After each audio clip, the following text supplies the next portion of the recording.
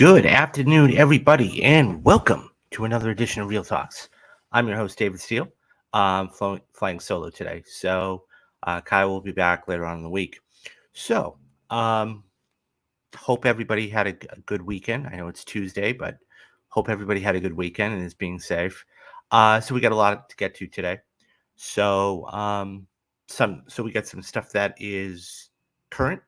We got some stuff in the future, and we got some stuff, a couple stories that have been going on for a while, but are kind of being put to bed. So, our first story. So let's just preface it by saying this.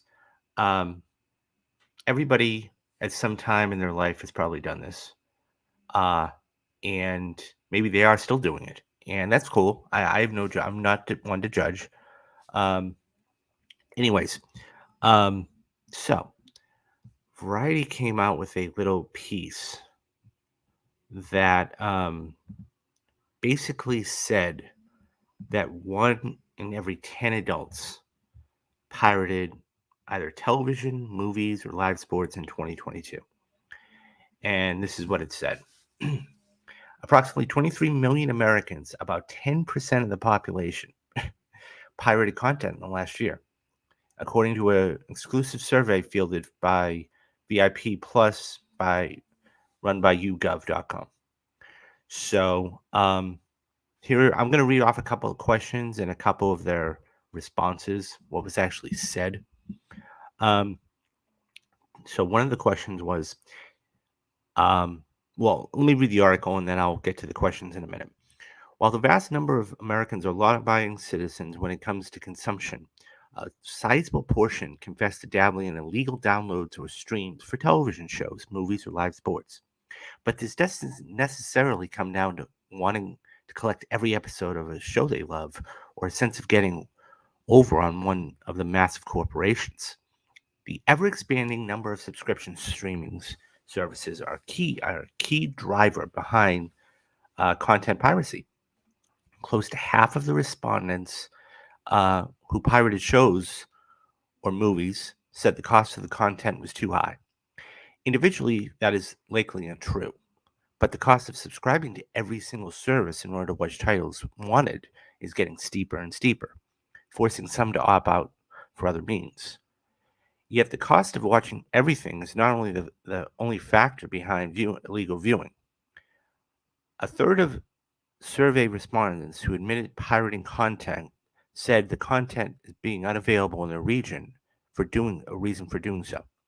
This most likely covers international shows, movies, and sport rights, often for leagues too small to be profitable for a TV rights deal, such as in the United States.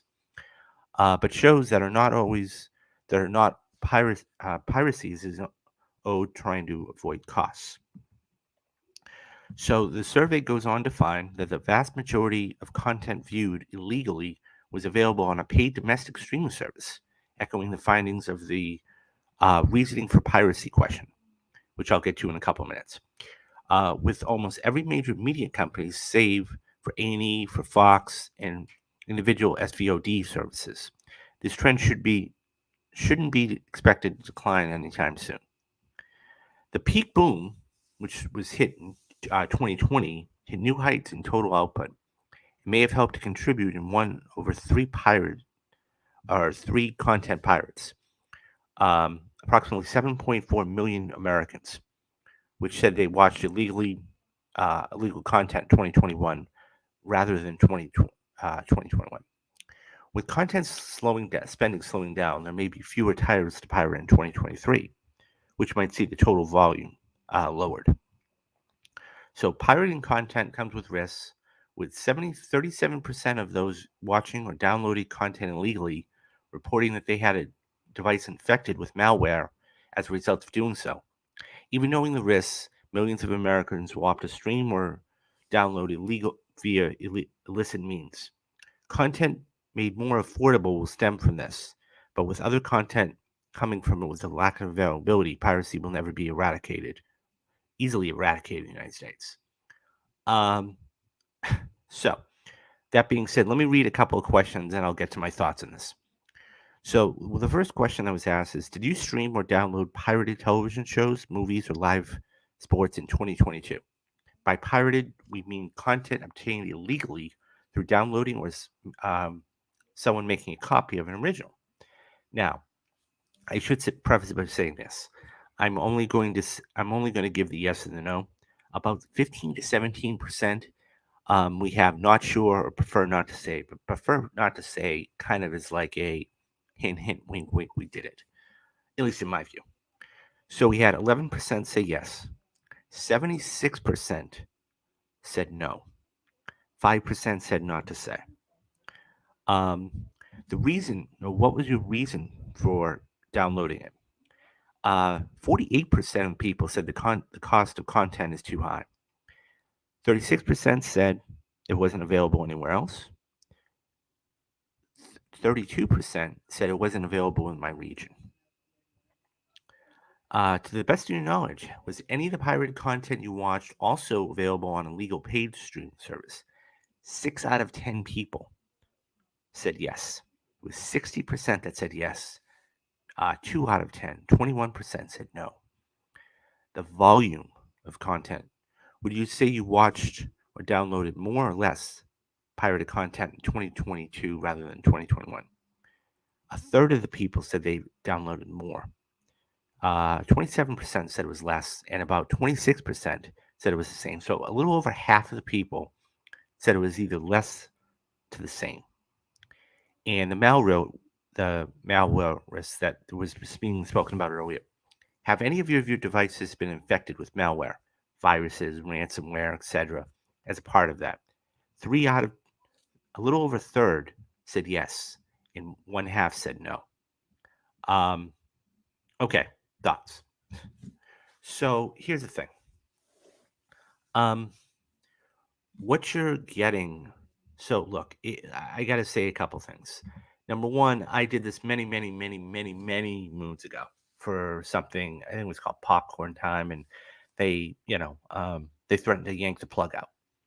So that being said, okay, it's one of those things where I think that you have to, um, if you have to be, look, everybody has a budget, okay, and it's not like it's just Netflix today. Okay, you have Netflix, Apple TV, Hulu, Disney Plus, all of that. And the fact is that there are going to be some things where you have to pick and choose. Okay, I think Disney Plus offers a bundle. You can get Hulu and Disney Plus and ESPN for, a little bit more. But that all being said, this is affecting how we view things. And, I mean, it's one of those business decisions that it's like anything else. Okay, it's always going to happen. Um, Now, this raises another interesting question too, because do people say, well, because it costs too much, do I go out and get a pass to my local movie theater, whether it's an AMC, A list, or Regal, or whatever it is, and just do it and do it that way? I think that what you have to ask yourself is this: at the end of the day, is it worth it? Right? Is it worth it? Is it worth the possibility of getting caught? Okay. I mean, look, this is all about risk and reward.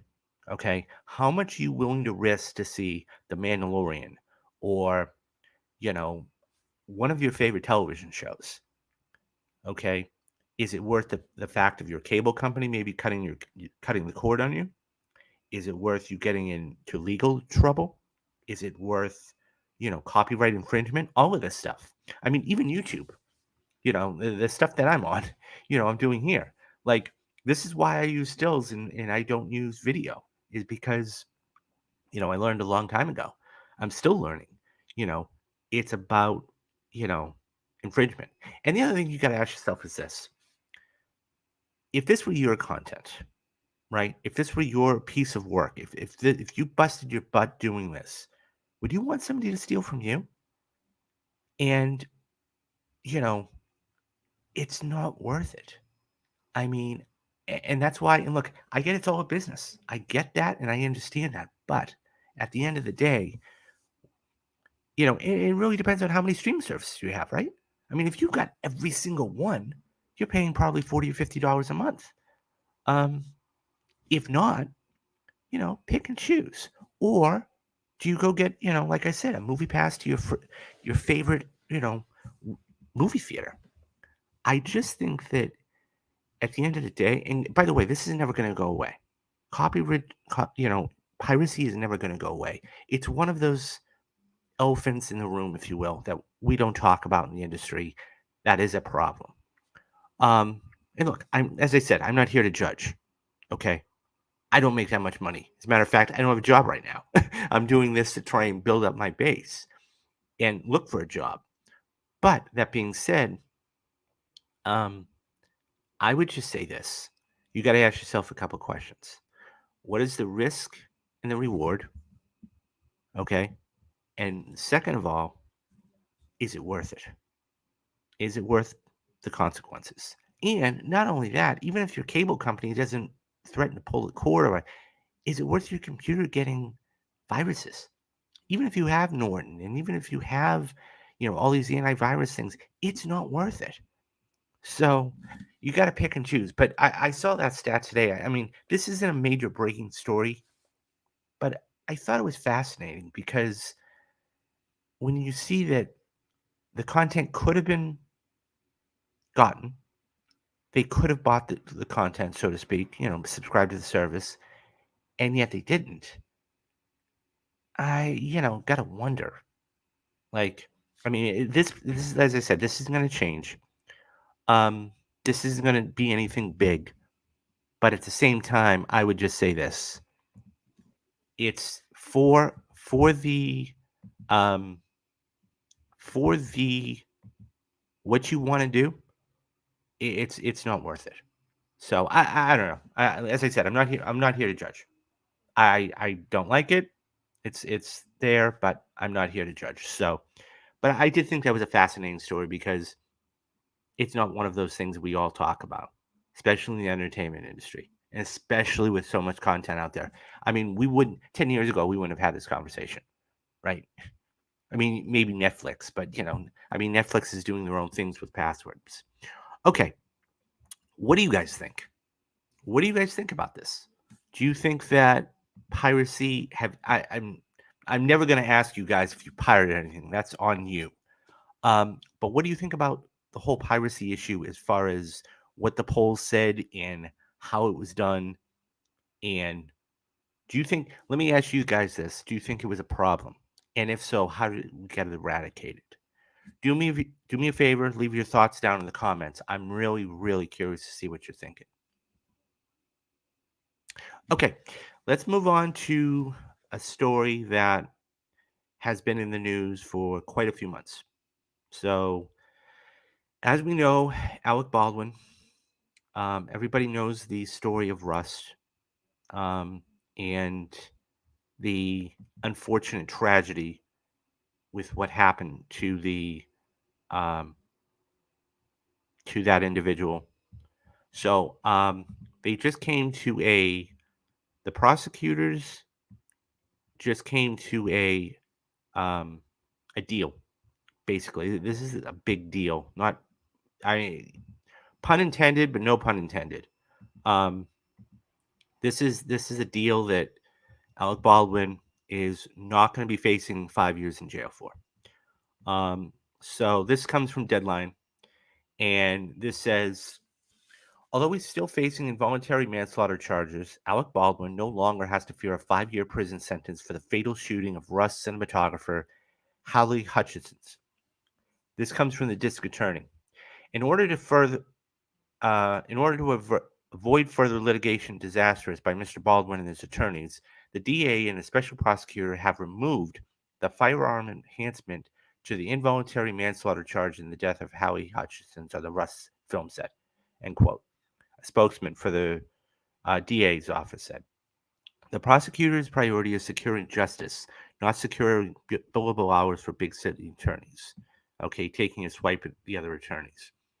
After an extensive and FBI assisted investigation by the Santa Fe County Sheriff's Office was released last year.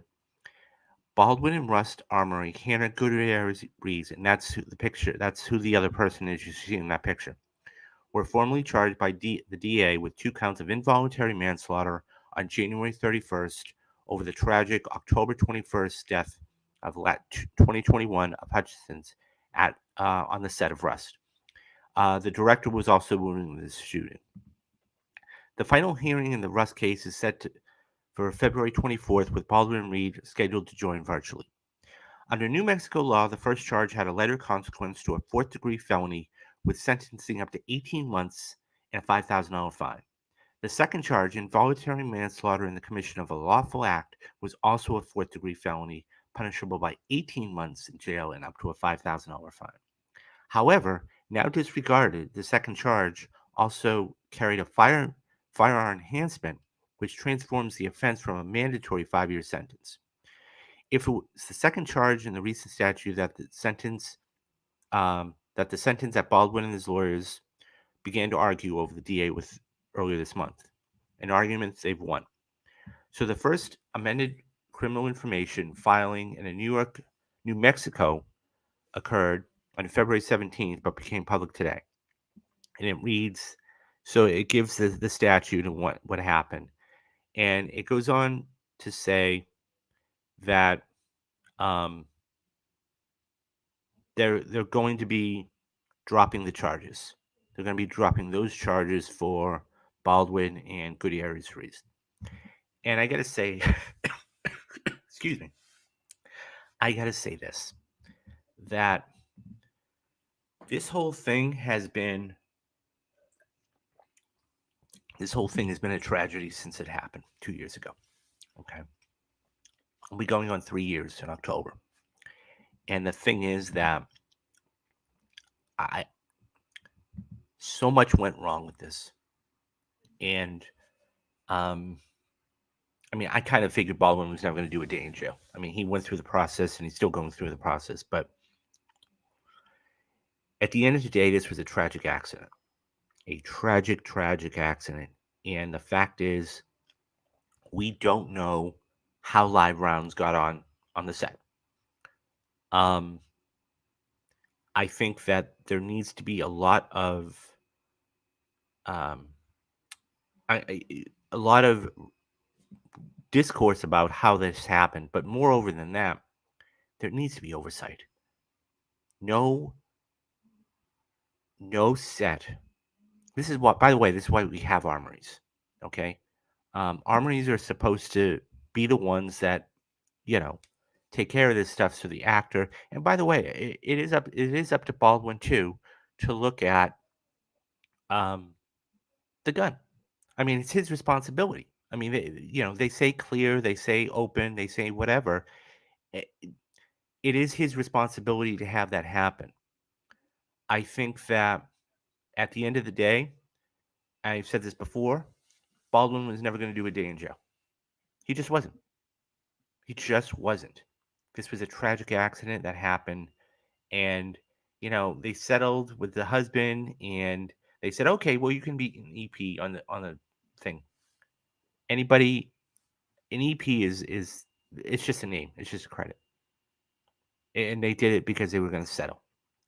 And that leads into a whole other conversation. Do you finish the film? Do you not finish the film?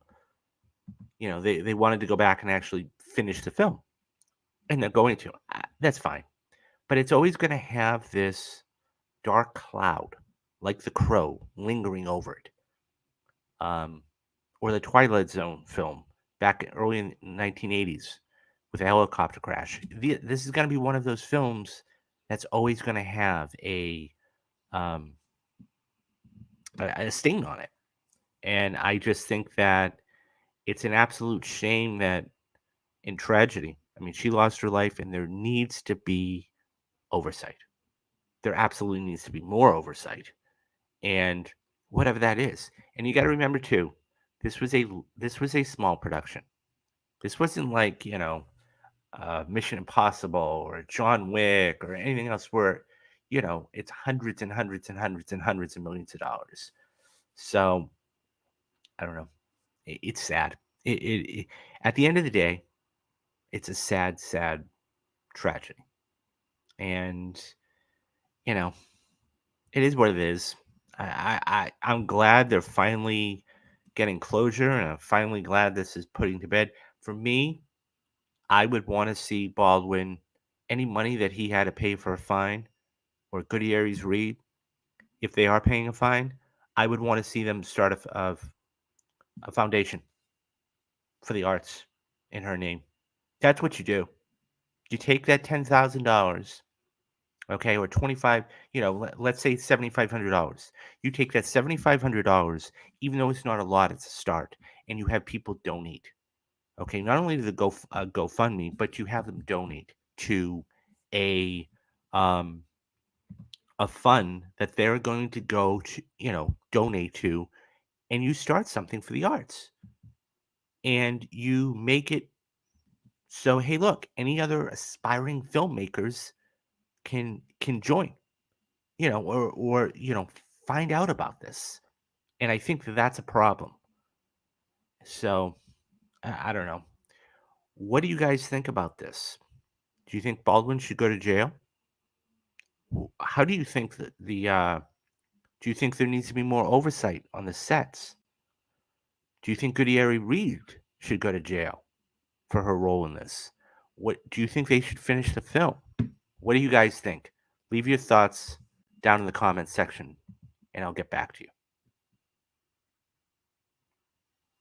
Okay, so we're moving on now to something a little more cheery, right? Um, so Michael Crichton has been one of those great filmmakers, and he's brought us a lot of good films over the years. Um, whether it's you know Jurassic Park or Disclosure, I mean some better than others. Okay, truth be told, but that being said, it's one of those things where I mean I like everybody loves uh, all most or a lot of his work. And you can see a lot of it right there. You've got Jurassic Park, which is probably the perennial one, right? I mean, that not only changed Hollywood, but Lost World, not so much. Um, but he's done some other really good work. Okay, I mean, I mean, I like Disclosure for what it was. That was Demi Moore and Michael Douglas and Donald Sutherland. That was a good movie. That was fun. Not fun. That fun's not the right word. Let me rephrase that. It was intriguing. It was a good drama. Good drama. Um, of course, you had the Andromeda Strain and several others. So the reason I bring this up is because Michael Crichton. So Blackstone, okay, is going to publish 8 Michael Crichton novels, which he wrote under the pseudonym John Lang when he was in Harvard Med School. So this is the article from Deadline.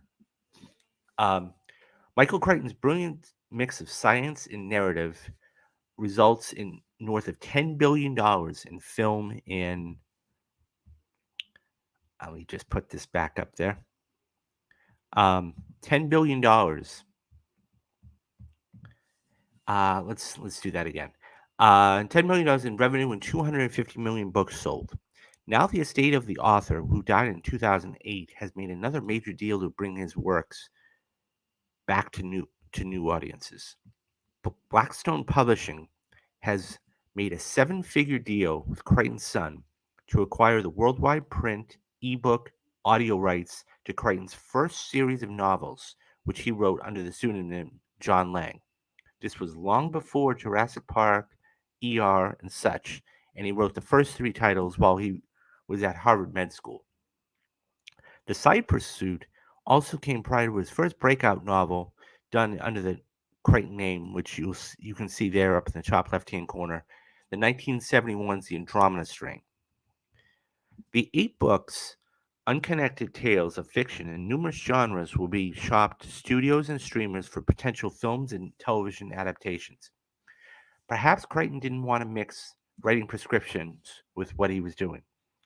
but he used the name John Lang for these books: Odds On in 1966, Scratch One in 1967, Easy Go in 1968, Zero Cool 1969, The Venom Business 1969, Drug of Choice 1970, Grave Descent 1970, and Binary 1972. Some of these novels touched on the science sandbox he wrote in later on with pulpy crime thriller twists.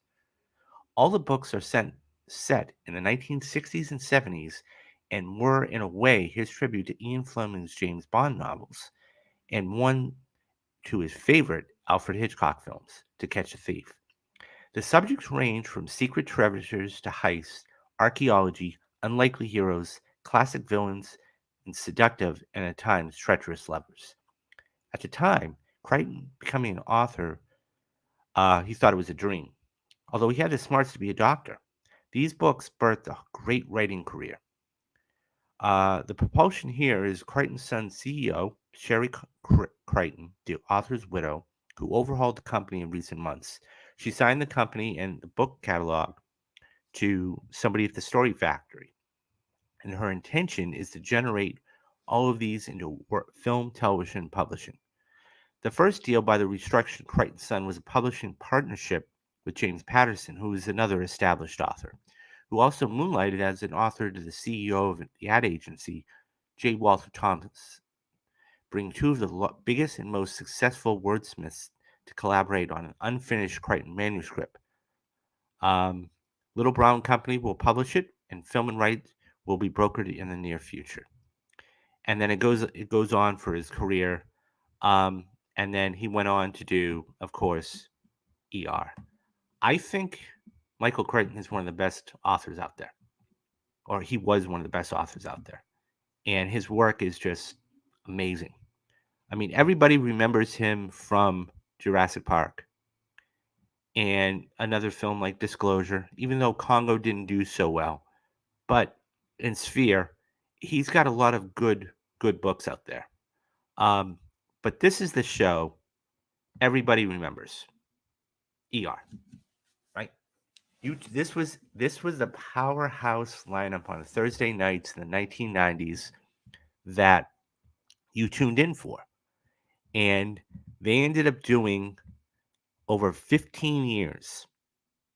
They ended up doing 330 episodes and it won 23 Emmys. And that just goes to show you something, right?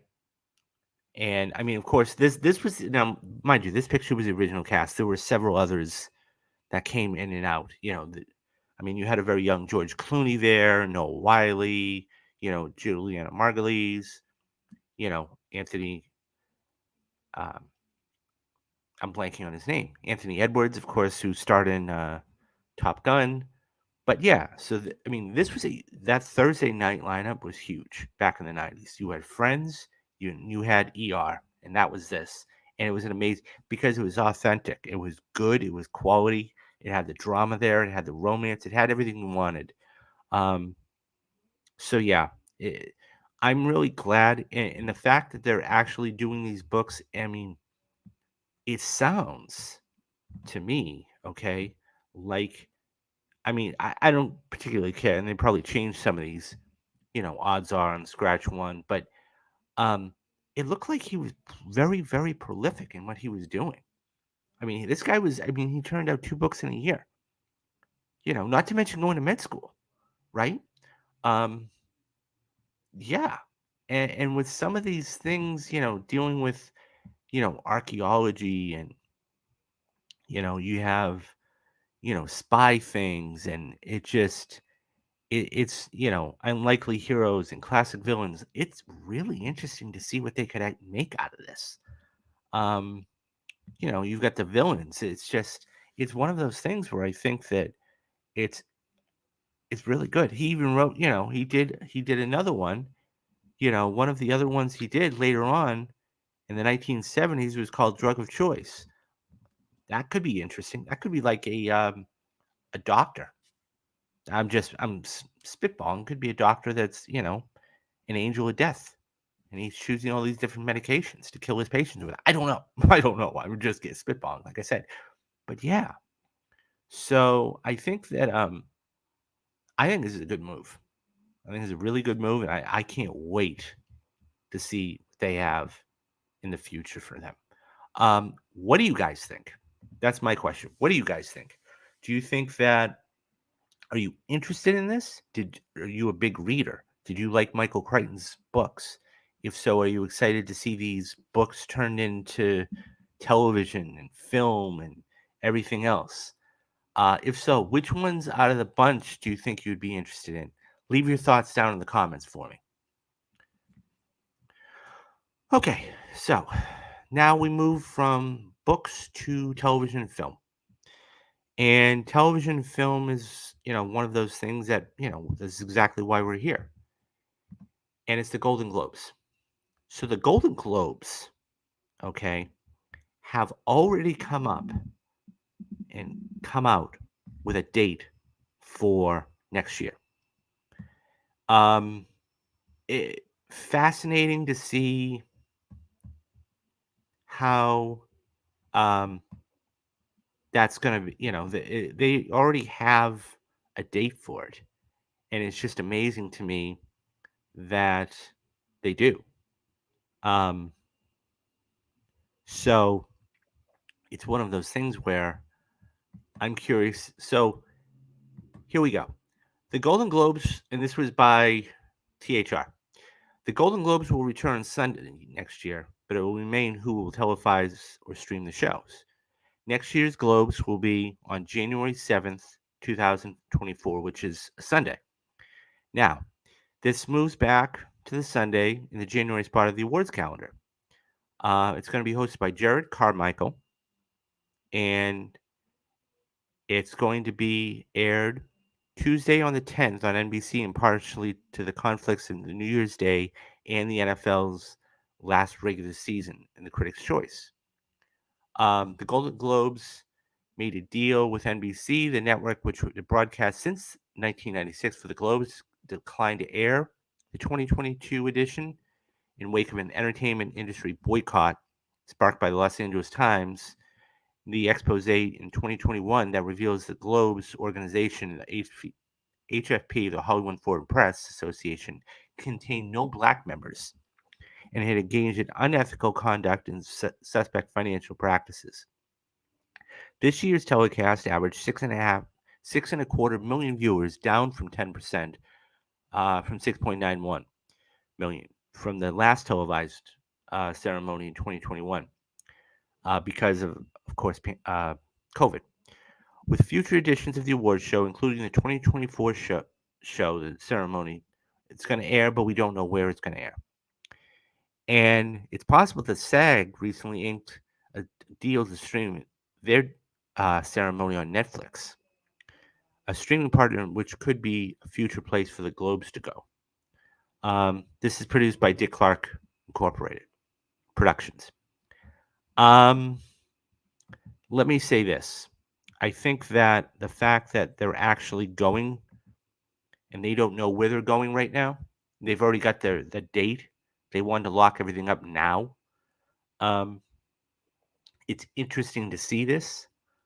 I think that obviously it's going to depend on a bunch of things. I mean, we're 9 months away. We're still in the award season of 2023.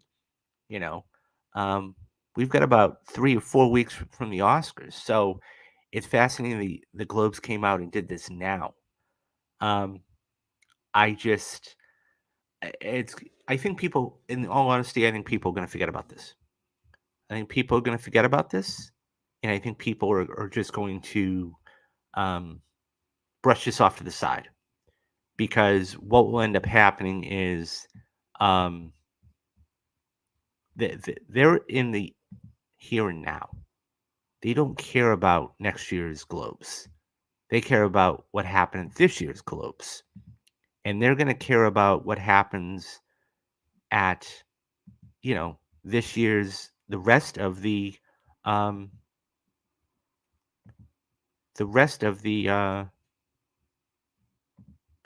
the the rest of the award season.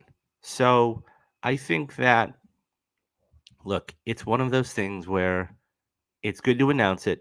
I'm happy they announced it, but at the end of the day, it's it's not that big of a deal, okay? Because people don't care about it. They'll start caring when award season happens next year, not right now. So I'm glad that they announced it. I'm glad they've got their host. That's a big deal. But I do believe that in the grand scheme of things, um, the news just isn't. I know why they did it, but I just don't see. I don't see the importance of it. So I mean, we'll see. I mean, I think it's going to be come. This will start to be important when the after March, because you know we could have all these other. SAG might be going to Netflix and everything else. So then you might have precedent, and that's a whole other thing. So, but it's out. The Globes are out. They have a date. They have a time. They probably have a place too. Um, and you know, we'll see. We'll see what happens with it. I'm interested in seeing what happens to it. What do you guys think? Do you care the Golden Globes have already announced what date they're going to be airing, whether it's on streaming or on NBC?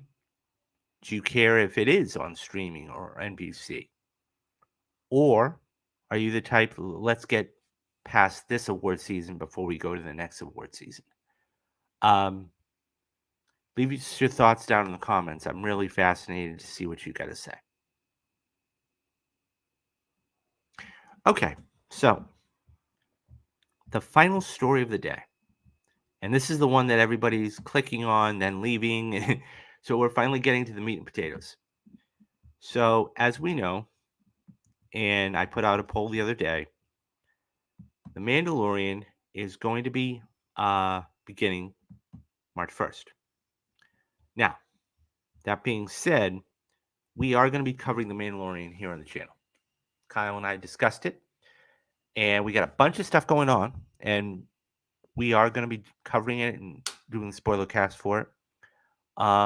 So come back here for that. I'll talk more about that in a little bit. But yeah, and so it's one of those things where I think it's going to be another big show.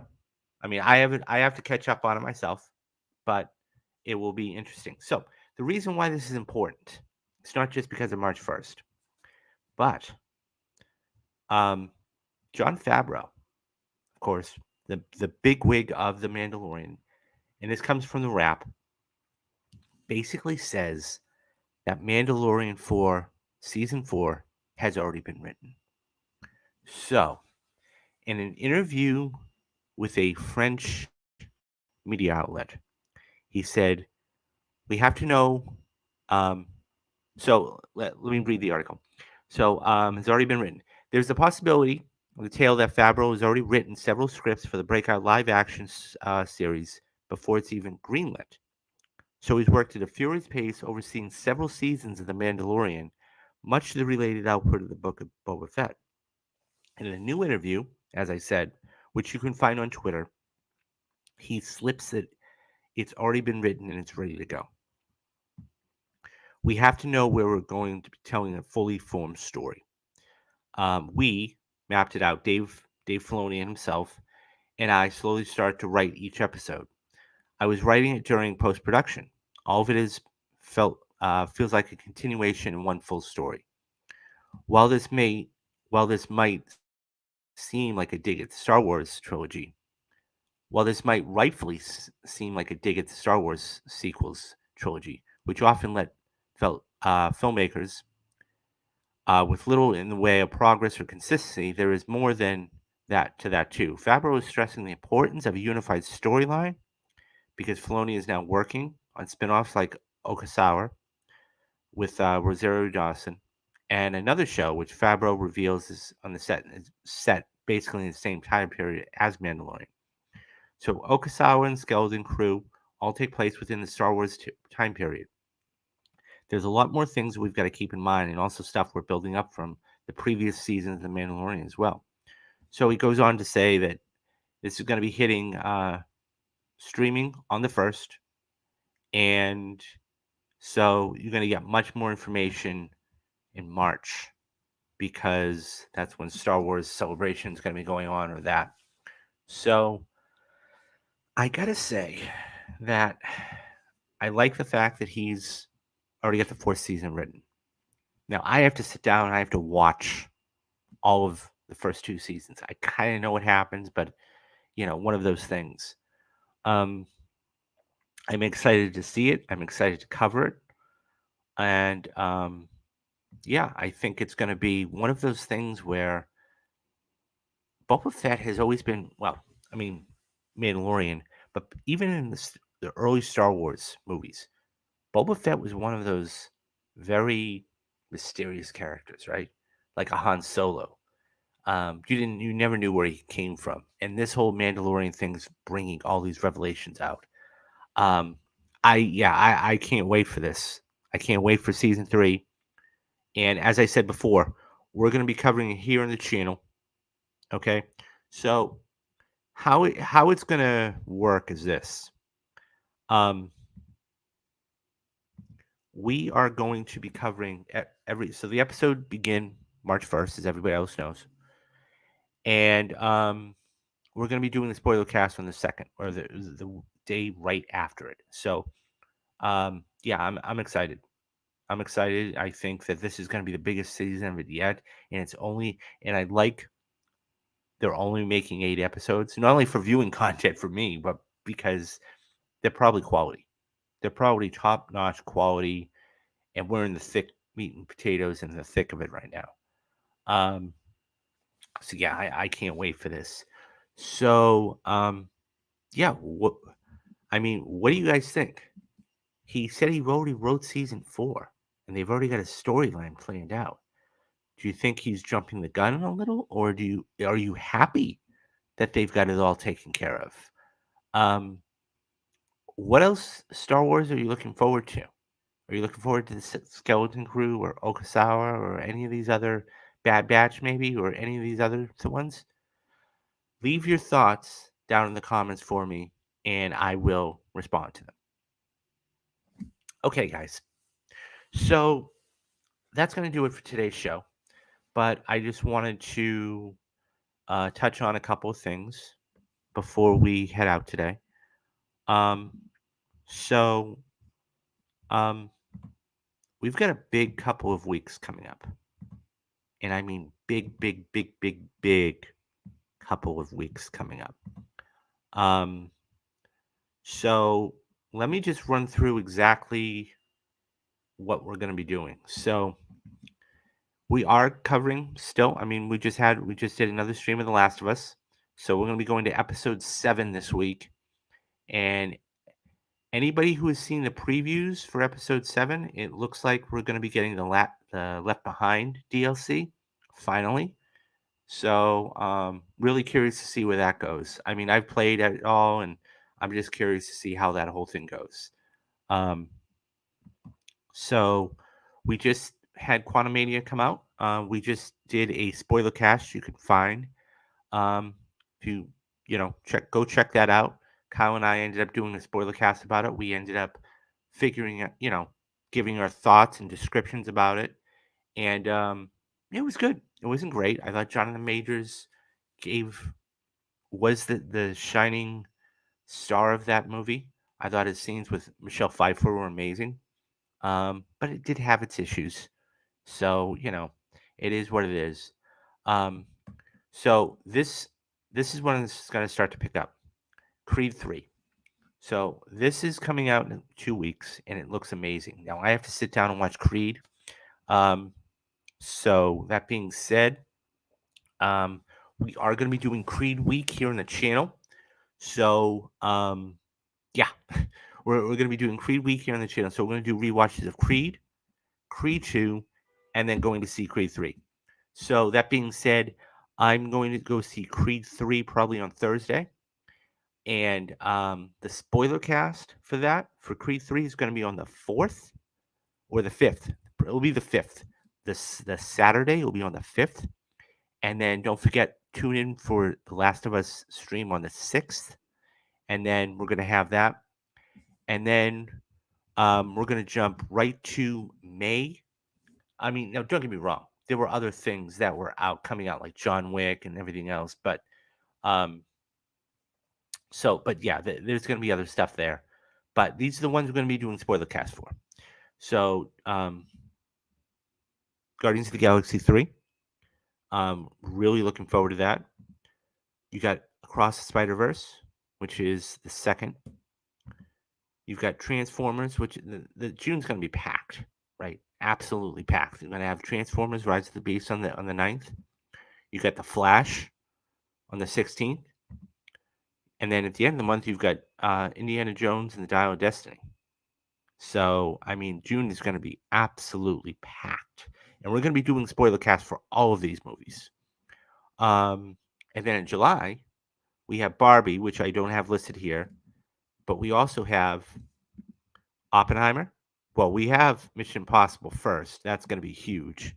Um, I can't. I mean, that's right now probably the most anticipated movie of the year, next to The Flash. Um, can't wait for that. Can't wait for that. And then, of course, you have Oppenheimer, and then several other films, which will be coming out later on this year. I would just say this, guys: come back here because you're going to be getting all this content. You're going to be getting the roundup the weeks that we don't do the spoiler cast. You're going to be getting all this great stuff. You're going to be getting a whole Mandalorian series. You're going to be getting the rest of The Last of Us, everything. Um, I would say this, as it says down there, hit that like, hit that subscribe button because it's all going to be great stuff. And we're going to be, Kyle and I are going to be so busy from March to August. It's going to be crazy. And you're going to be getting great shows. Not to mention, we're always on the lookout for great interviews. Speaking of The Last of Us, you can go check out Kyle's fantastic interview with Timothy Good. He is the editor, the chief editor of the #1 streaming series in the world right now, The Last of Us. And yeah, guys, we're just putting all this great content out there for you. Um, you want to follow me on Twitter? Hit me up on Twitter. Okay. Um, that's my screen name. I'm always hosting spaces. Kyle is always in spaces, and come follow us there. We're always talking about movies, and yeah. So I think that's it. Oh, I should say one other thing before we go. Um, we are going to be doing a Heat for the perfect movies. We are going to be recording Heat, which is going to be our March perfect movie in our perfect movie series. I'm going to be recording that on Friday. Fargo is going to be coming to you next week as well. That is the first reactions film. So you guys are going to be getting that. And yeah, you guys are going to be getting all that content. So that's about it for today. So do the 3 things you need to do: be safe, be careful, and have a great day. And I'm David Steele, and this has been Real Talks, and you have a good one. Bye bye, guys.